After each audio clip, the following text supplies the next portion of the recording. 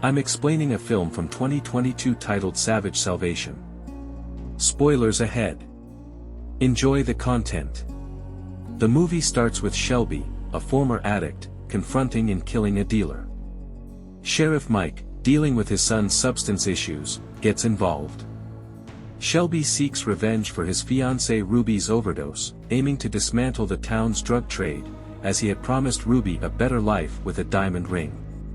Surprisingly, Ruby had expressed a desire for a drug-free life with Shelby and had intended to quit using drugs following her proposal.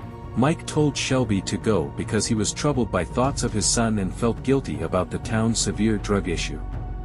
Ruby, however, battled the physical and psychological anguish of withdrawal more than Shelby did in order to maintain her sobriety. Despite this, Shelby's co-worker informed him about the town's overdose epidemic and urged him to leave, and she found comfort in his embrace.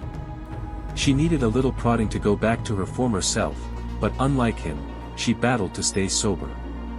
Exploring their respective challenges with addiction, resiliency, and the challenging road to recovery. Amidst the trials and tribulations, it is the way we confront and endure these struggles that truly defines us. Ruby, determined to get money for drugs, expressed her desperation to Shelby. However, she also shared her aspiration to attend St. Baptist Church for recovery and sobriety. He entered a pawn shop with the intention of buying Ruby a diamond ring as a way to initiate a new chapter in their relationship. He resolved to return when he had enough money to purchase the ring. His previous drug supplier, Elvis, attempted to smuggle narcotics into his pockets as he was leaving. He turned down Elvis's offer, demonstrating his unwavering will to maintain his sobriety and integrity. Yet, Shelby made an offer to Elvis to buy him off so he wouldn't contact Ruby when he threatened to do so. They began a healing journey together as the weeks went by, eventually finding comfort in one another's companionship. Ruby even secured a job at a local thrift store, eager to contribute to their shared future. Meanwhile, Sheriff Mike crossed paths with Elvis, who suggested taking on additional, side hustle, jobs. Mike, aware of Elvis's dubious intentions, warned him to steer clear of trouble.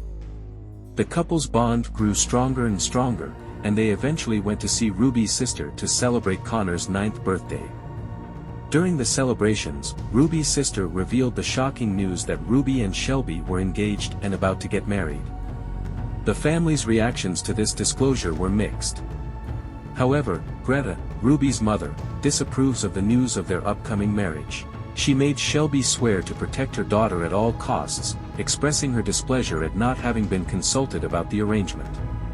Greta initially opposed their union, but in the end she warmed up to it. Adding to the occasion, Shelby's sister generously offered her wedding dress as a gift to Ruby, further cementing the sense of familial acceptance. Everything was falling into place for them, as they basked in their happiness. Ruby told Shelby that she had talked to Pastor Paul about becoming baptized again, indicating her resolve to starting over and living a life free from the grip of addiction. This was a huge step towards Ruby's own spiritual rejuvenation. But Elvis approached Shelby, not wanting to lose his clientele, endangering their newfound happiness. Shelby insisted on staying away, but Elvis's dishonest behavior was exposed when he gave Ruby false information about Shelby's drug usage and left her with narcotics because he was only interested in making money. When Shelby found Ruby's dead body, she had overdosed. Tragedy struck. In a desperate bid to honor her wishes, Shelby brings her body to Pastor Paul for baptism, fulfilling her desire to be cleansed in the river.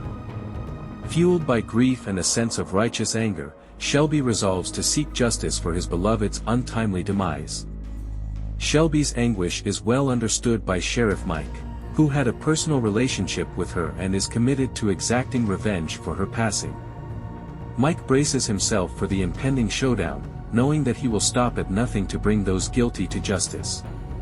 Elvis, Shelby's own cousin, is discovered via the research.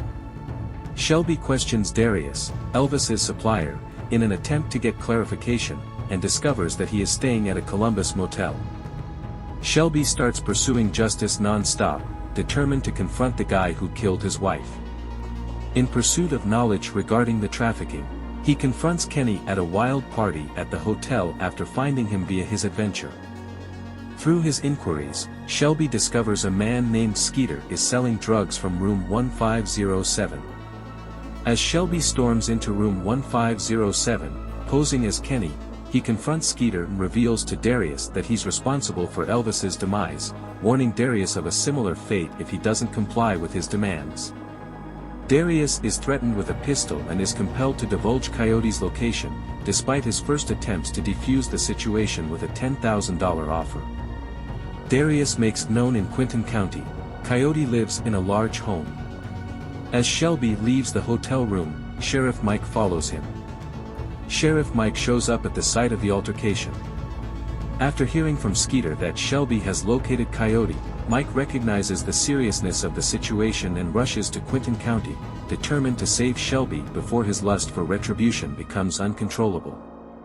Mike's motivation stems from his desire to save another horrible loss, seeing reflections of his own son in Shelby's justice. Arriving at Coyote's stronghold, Shelby is met with a fortified compound and armed guards. Witnessing Coyote's brutality firsthand as he ruthlessly dispatches a man, he realizes the magnitude of the challenge ahead. Using explosives to create a distraction, he corners many guards and sneaks into the facility without being seen. Acknowledging the necessity to stand behind Shelby in the face of insurmountable challenges, Mike swiftly advances towards Quinton County. Shelby finds himself face to face with Coyote as the firefight breaks out inside the complex. Intent on enforcing justice, he persists in his efforts despite being outnumbered and outgunned. Shelby wins a tight struggle, subduing Coyote and putting an end to the fear. Mike, the sheriff, comes, glad to see him alive and triumphant as the shooting fades and the dust settles. Though the battle may be won, the scars of loss and the weight of their actions weigh heavily on both men, contemplating the cost of their pursuit of justice. Seized phone of Coyote uncovers a shocking revelation: the mastermind behind the entire drug operation sits atop the hierarchy. Mike begs Shelby to put an end to his lust for retribution and to realize that murdering Coyote or anybody else won't bring Ruby back. Mike tries to divert him from the road of more carnage by promising to use legal methods to bring the real offenders to justice. Nevertheless, one of Coyote's men suddenly attacks, breaking up their confrontation. Mike shoots Coyote to death in the ensuing turmoil, making it a tragic event. Shelby, in the meantime, tracks down the covert group in charge of managing the drug traffic. His investigation leads him to Peter, Ruby's brother-in-law, who is also a respected member of the church congregation. It is revealed that Peter had been assisting Ruby in her battle against addiction, now devastated by her tragic passing.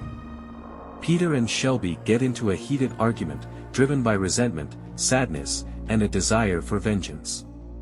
In a terrifying finale, Shelby approaches Peter holding the identical syringe he discovered next to Ruby's lifeless corpse. Shelby ends Peter's life in the ultimate deadly act of justice. Shelby enters the river, haunted by the demons of his past and the consequences of his deeds. In an attempt to find forgiveness and closure, he gets baptized, a symbolic act of purification and rebirth. However, the scars from the past prove to be too deep to fully heal. He passes away from his wounds at a moment that is both tragic and oddly peaceful. The movie finally ends reuniting with his beloved in death. Hope you enjoyed.